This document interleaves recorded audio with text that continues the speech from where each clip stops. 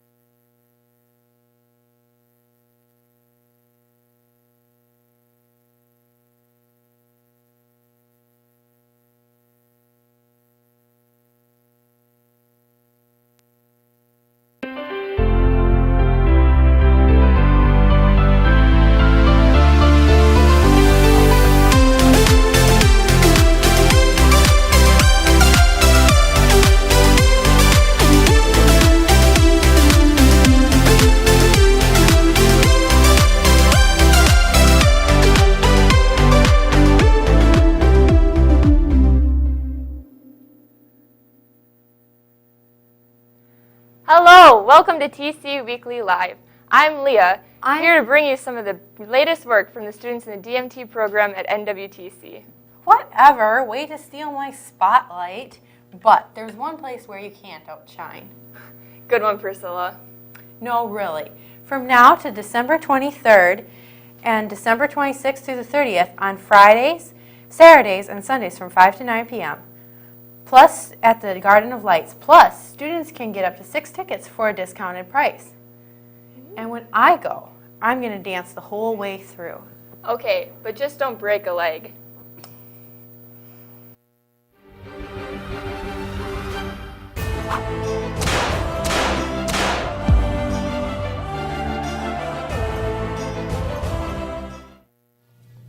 Welcome to today's episode of Phrase Finders, where we uncover the origins of some well-used phrases in the English language.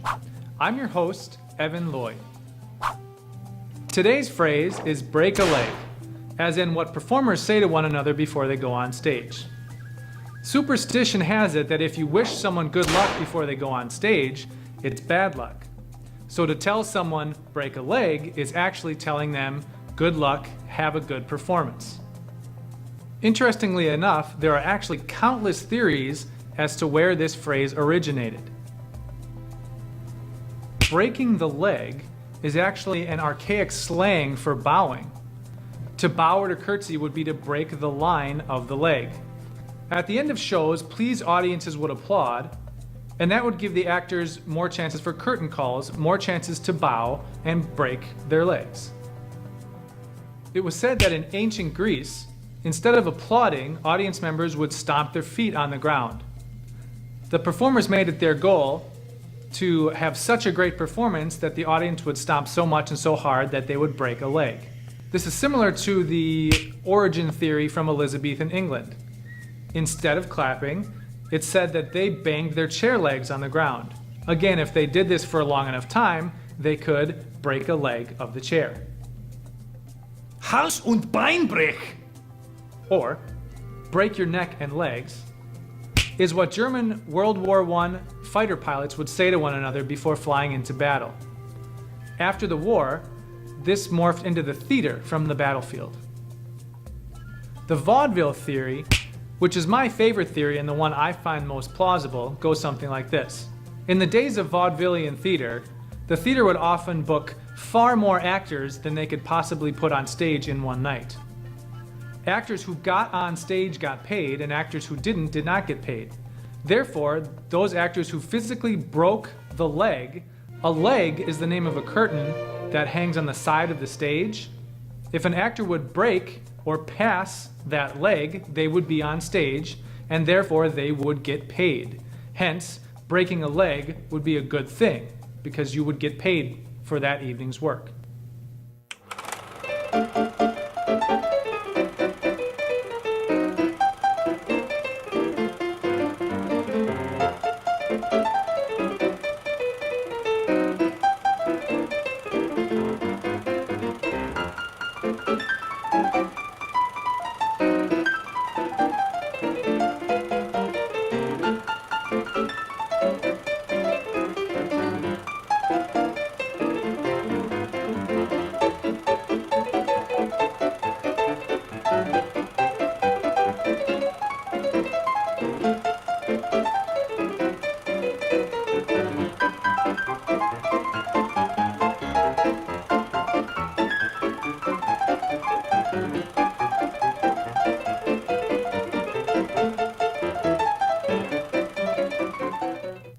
Without a doubt, this phrase is still alive and well in performer communities. Performers tend to be a superstitious bunch, and they also have a great respect for tradition. That's a perfect combination for keeping alive and well this phrase with a rich and interesting backstory. Thanks for watching, and I hope you join us next week as we uncover the origins of more phrases.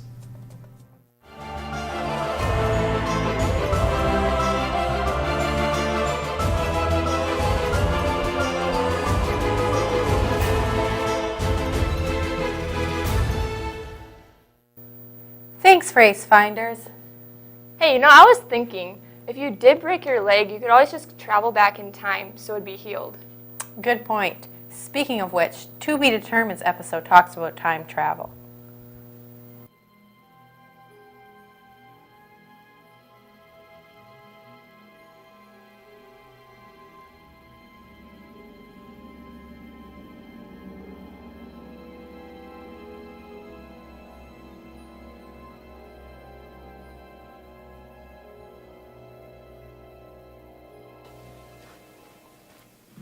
Oh, alright. Looks like they're not here yet, so I guess I'll just start getting to work.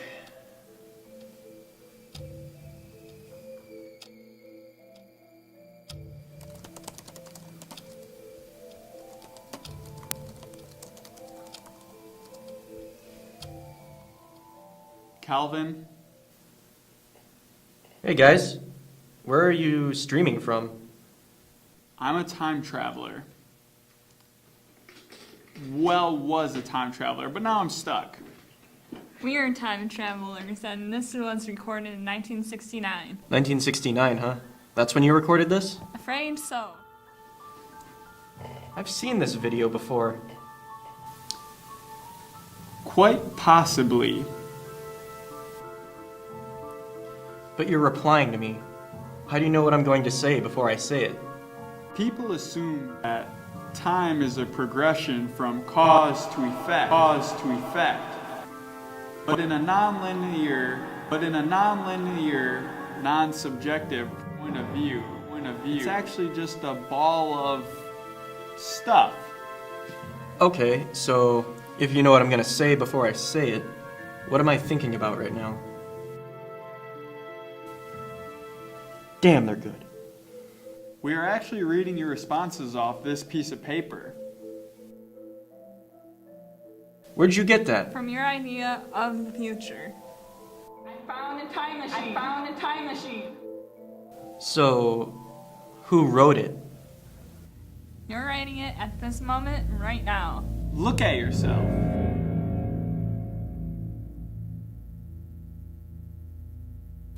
What do you mean? I'm just writing the script for this week's episode. Wait. How did you know this was going to be this week's episode? Because I'm also a time traveler.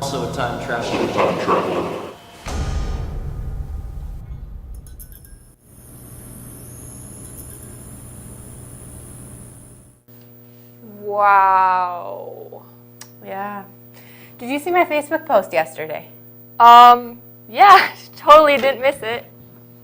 You didn't watch it, did you? Anyway, I posted a bonus part of TC Weekly. It was these really cool shots, and I was trying to figure out where Brandon had put the camera. That sneak. Anyway, I was so absorbed in the camera angles, I didn't see myself until like the last second. You know, DMT has really ruined us because all we pay attention to are camera angles. Speaking of which, Retro Revival has some awesome camera angles.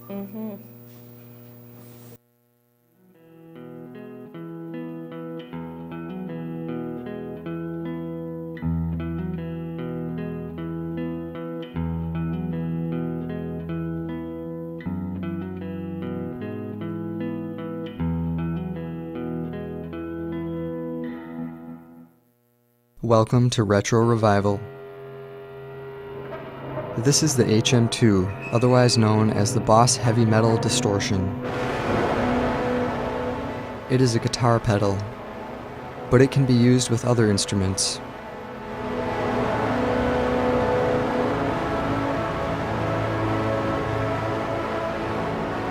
Listen to this killer beat.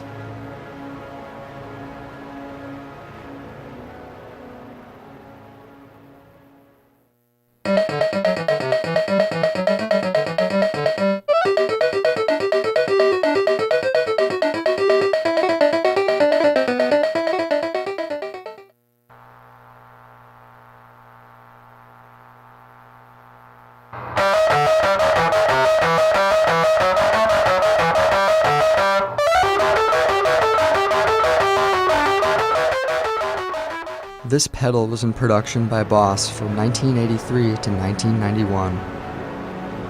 It was known for its searing distortion used by many bands in the late 80s and early 90s.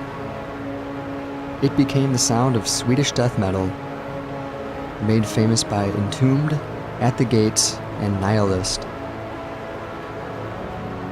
It was used by non-metal guitarists such as Jerry Garcia of the Grateful Dead, David Gilmour of Pink Floyd, and Kevin Shields of My Bloody Valentine. The most notable sound that the HM2 is known for is the buzzsaw hard distortion tones. While the pedal is discontinued, the popularity has continued to rise within various genres, and there have become many imitators in the boutique market. But there is only one HM2. Until next time.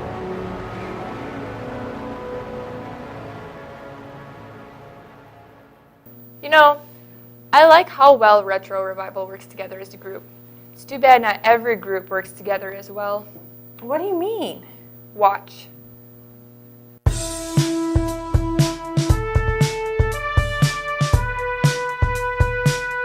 Previously on The Dish. With Kevin dead and Jesse gone completely off the rails, the dish must go on with just Kyle and Kirsten to produce episodes. Considering Jesse always did all the work, he is the only qualified member who actually cared about the project, and Kevin is the only person who could act. This is turning out to be more of a disaster than anyone could have foreseen. The remaining members of the dish had to simplify to an easier concept for the episode. Going back to the drawing board, they settled for something that was ruled out in previous brainstorming sessions as ridiculous and cheesy.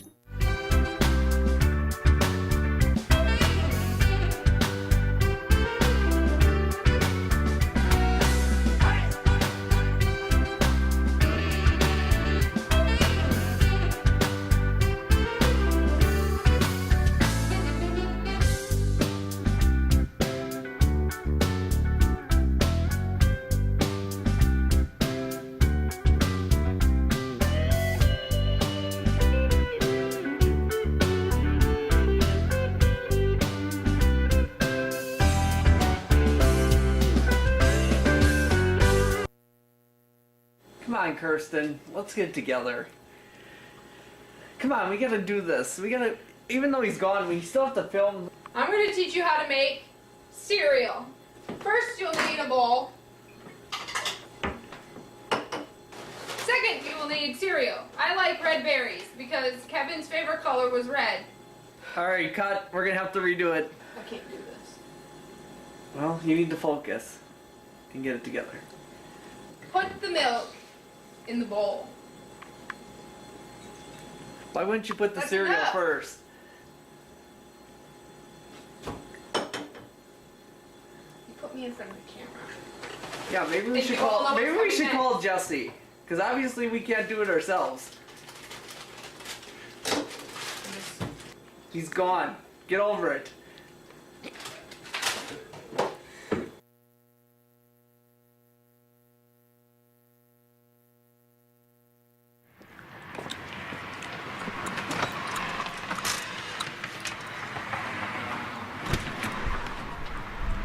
Kirsten, how you doing? We really need to talk to you. Oh, sure. Come on in. So good to see you, Kirsten. I'm really happy to see you too. We need you back. We really do. It's not the same. At the dish? Yes, at the dish. We lost Kevin. Yeah. Kyle is just... He's gotten aggressive, to be honest. Kyle? That seems odd. How are you doing, Kirsten? I'm not holding up well, to be honest. Well, you just have to remember that Kevin, he's in the Eternal Plane now. He can do whatever he likes. He's hopping from planet to planet, visiting new places, experiencing new things, Kirsten. Someday we'll make it there too.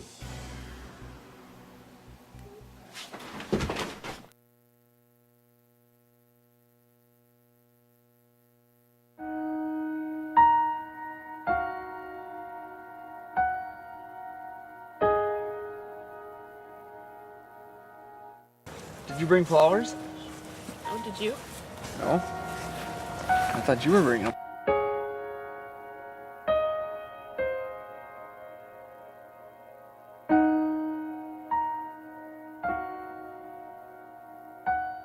Come on, just put the flowers down and let's go.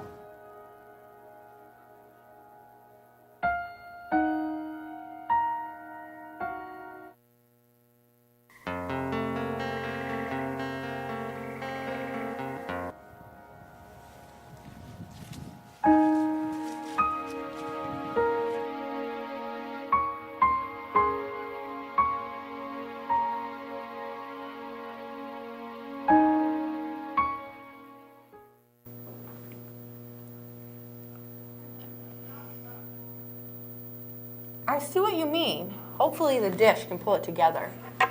Why are you eating a sandwich? Because it's active 8. I ate the sandwich. Wait. I thought it meant 8 places, 8 characters, and 8 stories. But does it?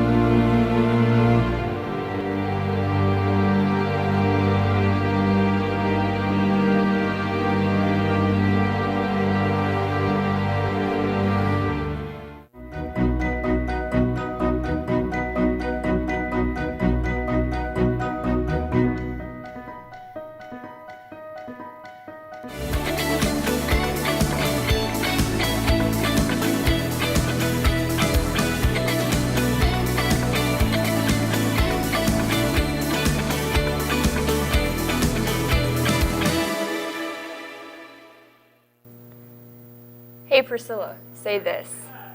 Wire writing words. Now say that 10 times over. Wire writing words. Wire writing words. Wire writing words. Wire writing words. Okay, forget it. You can make and take free wire writing words in the Commons next Tuesday from 10 to 2. And at 2 sharp, tune into TC Weekly. For past episodes, visit our YouTube channel, DMT NWTC.